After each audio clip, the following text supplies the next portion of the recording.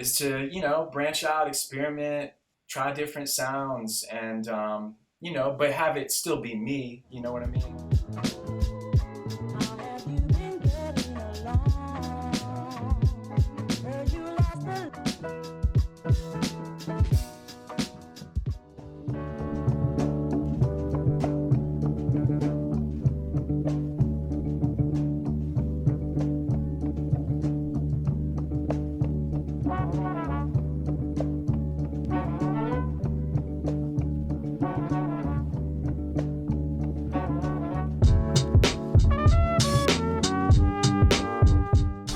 All right, welcome Samuel Jones Lunsford, aka Stimulator Jones. How's it going, man? All right. How are you, Josh? Pretty good, pretty good. Just real quick before we start this show, if you could just give a little rundown of who you are and what you do. I am a musician, songwriter, producer, DJ, and I work with Stone Throw Records and also Mutual Intentions. They're based out of Oslo, Norway. Awesome. Yeah, so being signed to Stone Throw is a pretty big achievement, like already. I look up to like Stone Throw and all the artists they have, past and present. Some of the present ones like you, Nika, uh Anderson Pack, and like a few others, and of course like Doom, Dilla, Madlib. But I guess just getting straight into this, growing up, your dad was like a big inspiration showing music to you, right? Playing like Correct. CDs or vinyls around the house. Was there like a variation or diverse catalog he had, or was it like a specific, like more of like rock and like jazz, or how did that work out? His collection was all over the place, like many different genres, and Hmm. I'm thankful for that because yeah, he would be listening to classic rock stuff like the Stones and Zeppelin and the Who and stuff like that. But then he turned me on to James Brown at a really young age and Otis Redding, things like that. And then like P Funk and Zap and all that stuff. So it was kind of a wide range of music. Listening to like your recent album, it's probably definitely my favorite work you've done, because it's super just diverse on the around spiritual ring. But like, what got you specifically into hip hop and making beats? Because I found like your Bandcamp and even some of like your studio albums, or one of them at least, like all the beats you have. Like, what got you into beat making in hip hop? So I was born in 1985. So I grew up like hearing hip hop on the radio.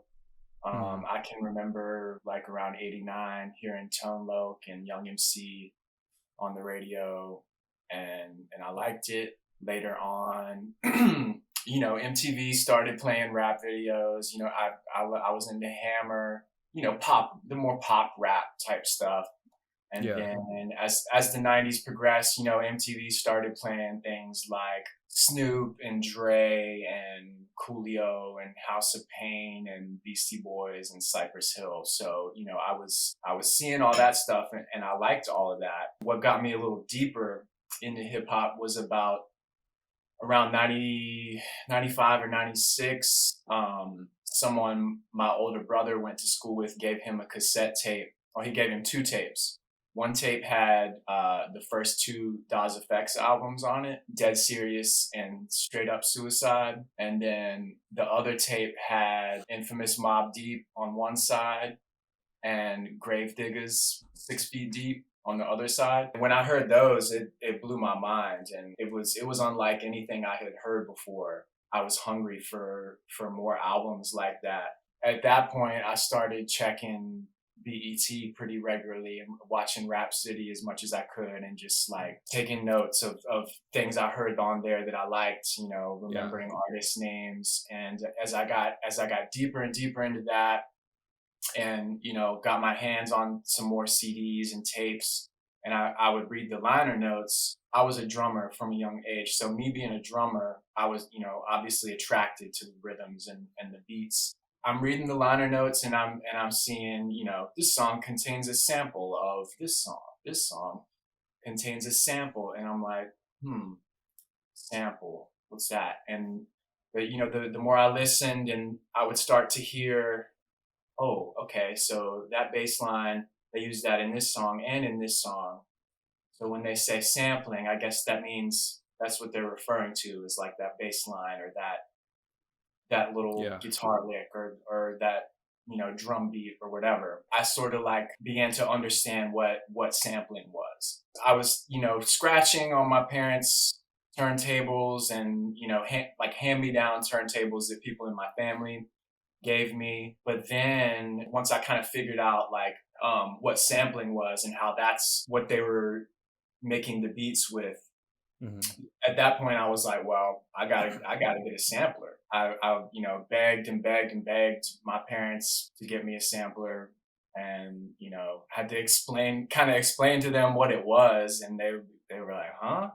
Why do you why do you want that? Christmas of 1998, I was in eighth grade, 13 years old. That's when I got my first sampler. It was a Yamaha SU10, a very small little blue sampler, a very simple little unit, and yeah, from then on, I just, you know, started looping things up, and I've been making beats ever since then.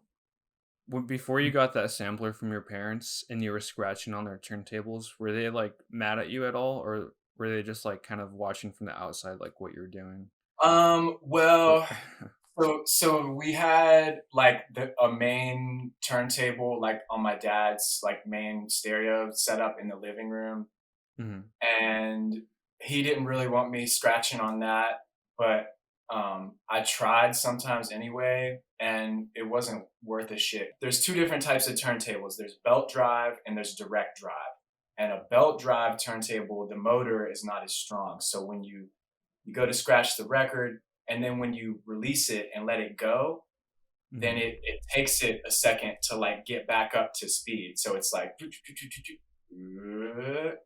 whereas a direct drive turntable, you can scratch it and let it go and it'll like immediately go back to normal speed. So Okay. like, you know, that's what DJs use is direct drive turntables. There was a actually like one of those big wooden cabinet like that you lift up the top and there's a radio down in there and a Oh yeah. turntable and some knobs, and you know, it was an old RCA Victor that my dad's uncle kind of handed down to us, and that actually had a really strong motor in it.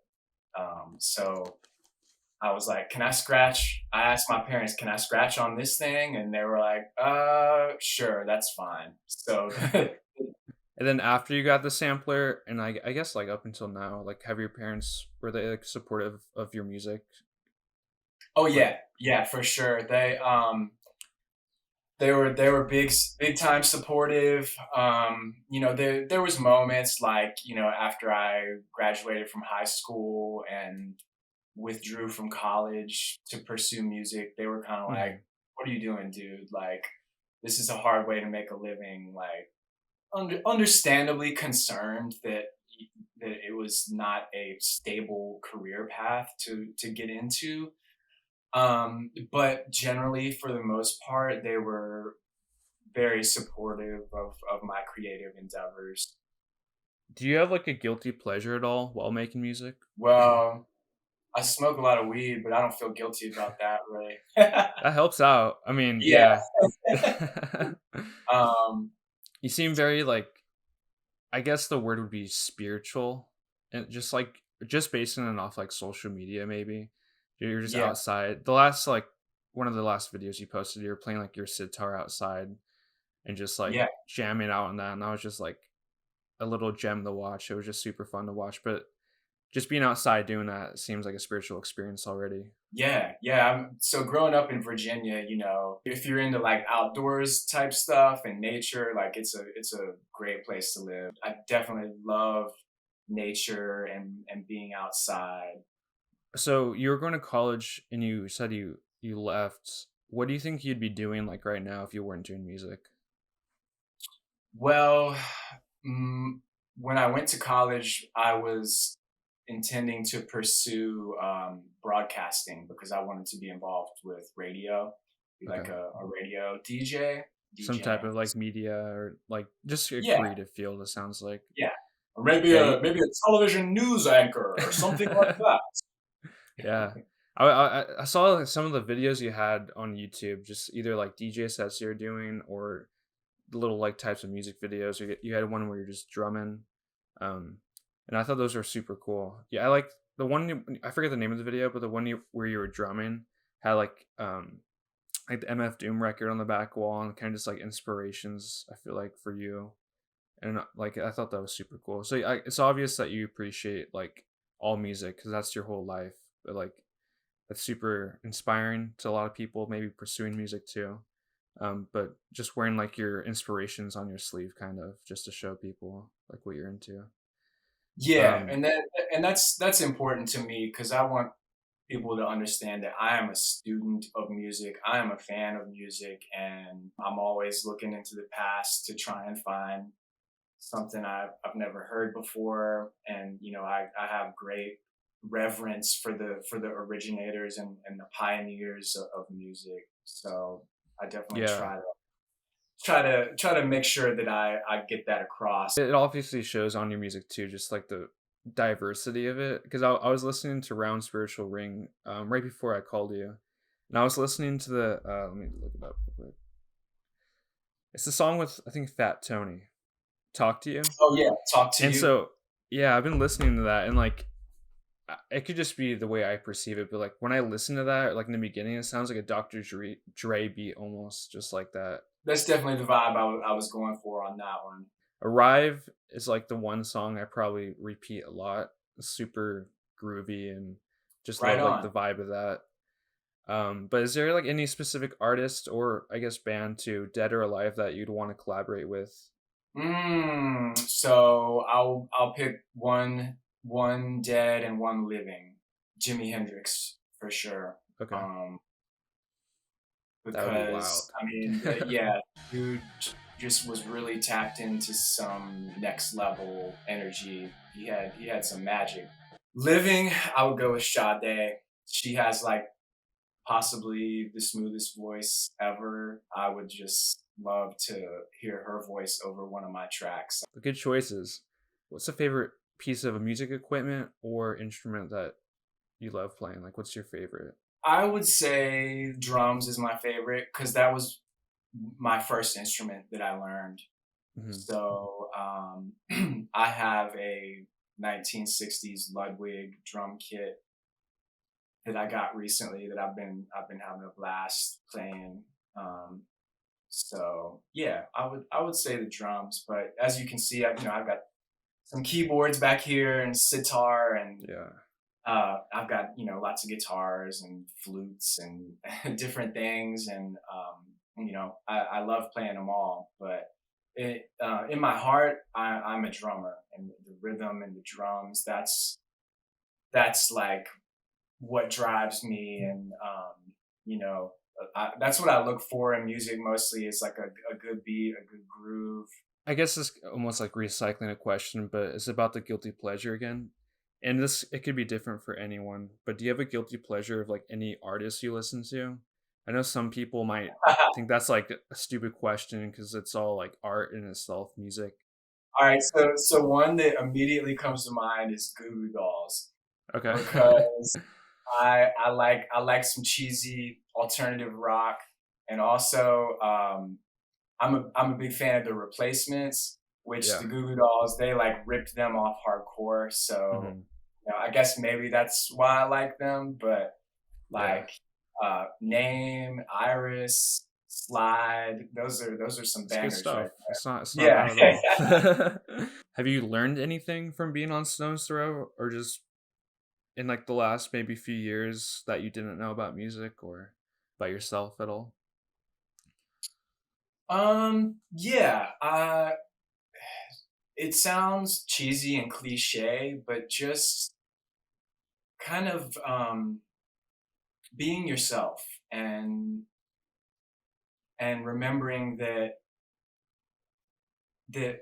you have that I have something to offer. Because to be honest, you know, I being on Stone's Throw with sharing, I'm sharing a label with legendary artists that, I was listening to in my bedroom Mhm. on my boombox, and like when I was in middle school and high school, and I dreamed of being on Stone's Throw, and then to to be on that label, and I'm just this kid from Virginia, basically, like so. Um, it's like I struggle with imposter syndrome a lot of the time, to be honest. Yeah. But at the end of the day, I just have to remember that I have something to offer, and I just got to be me, just be myself, and because they obviously wouldn't have signed me if I didn't have anything to offer Yeah. creatively. So yeah, I just be myself, be natural, keep creating, and doing my thing, and not get uptight about it, and that's the key. Is to just remember to have fun with it, and just be natural, and remember that I have something to bring to the table. So Yeah. I just have to keep that in mind. Do you ever work with Peanut Butter Wolf? Like, Yeah, yeah, a lot. He has kind of guided me through the process of putting together each of my albums okay. for Stone's Throw. Have you ever performed with him at all?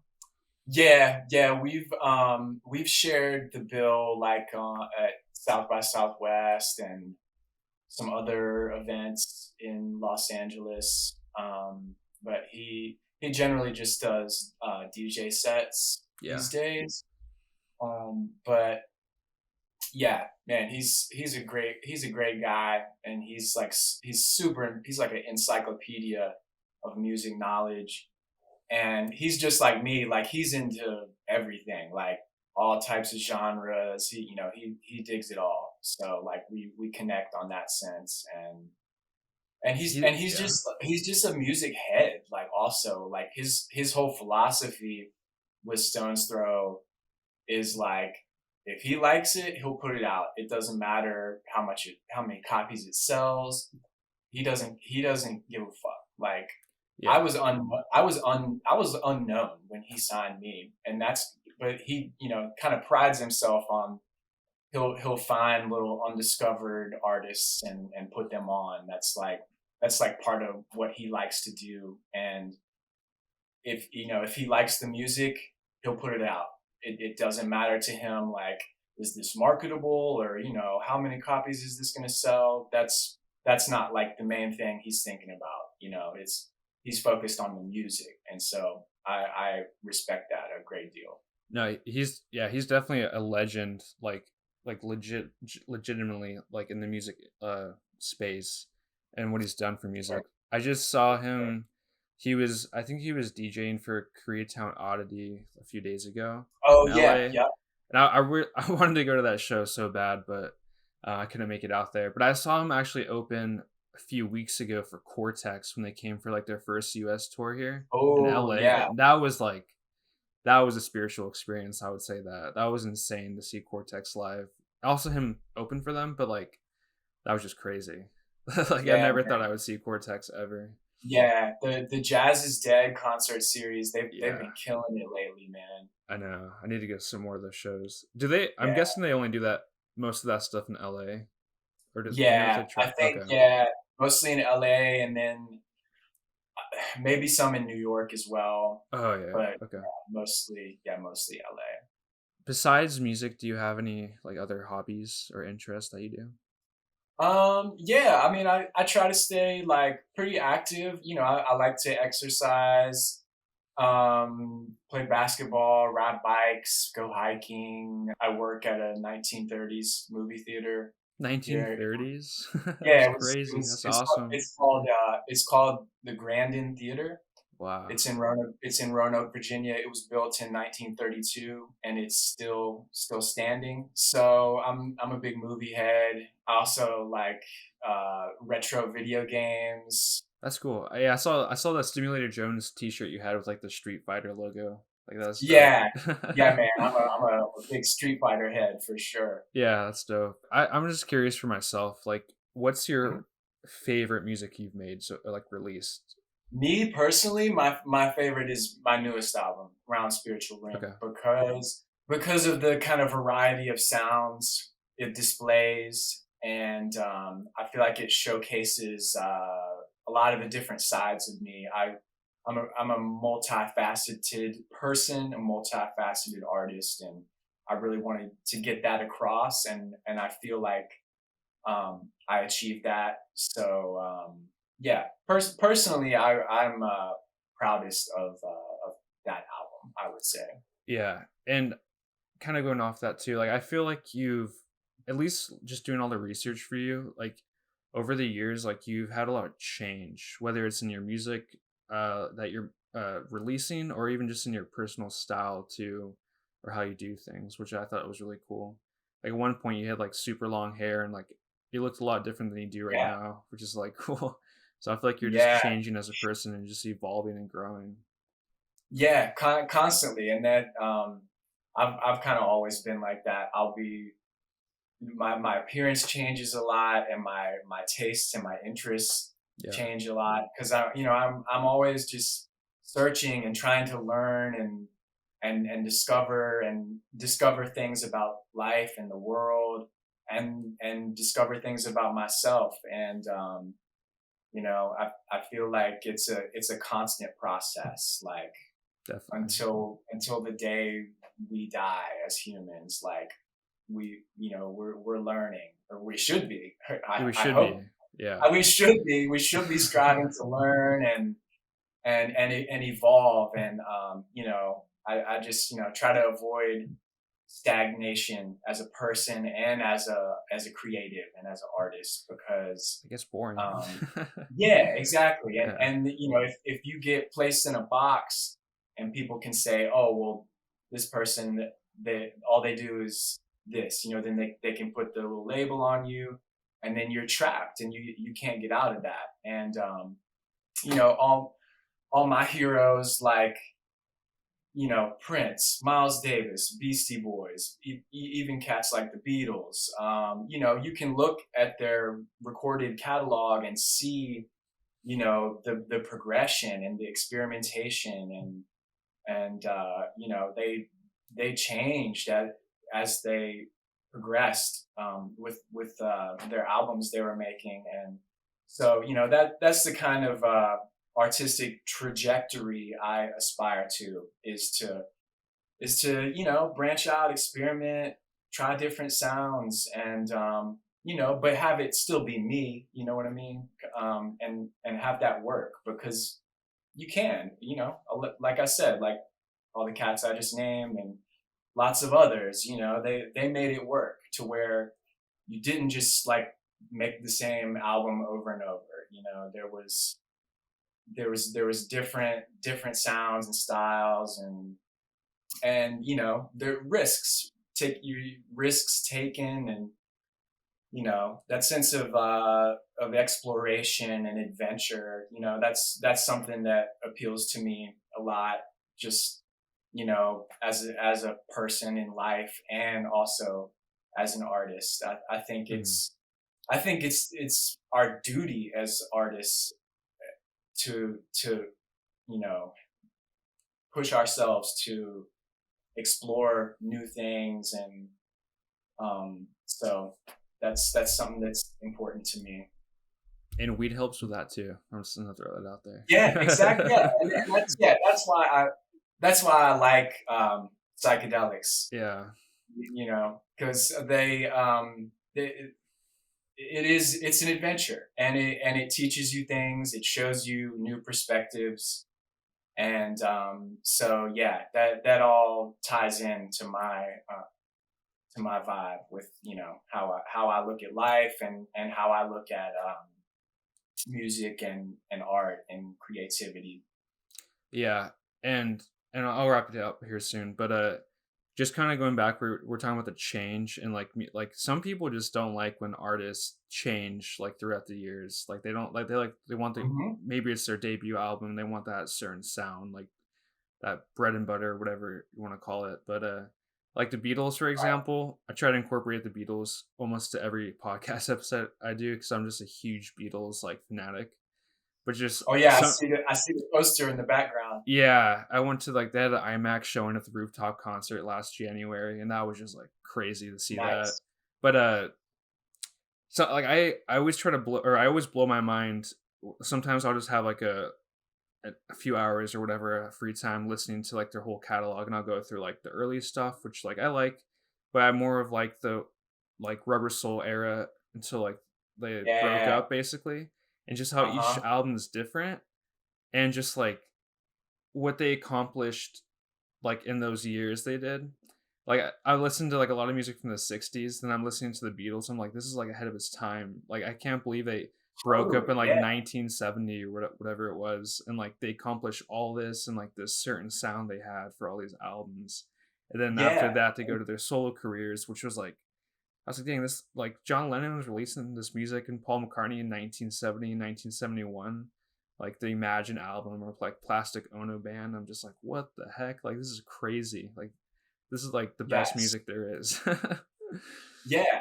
Yeah. And then you're so right. Like that span from like 66, like Rubber Soul, Revolver, and then till the end, Yeah. that was when they really took off.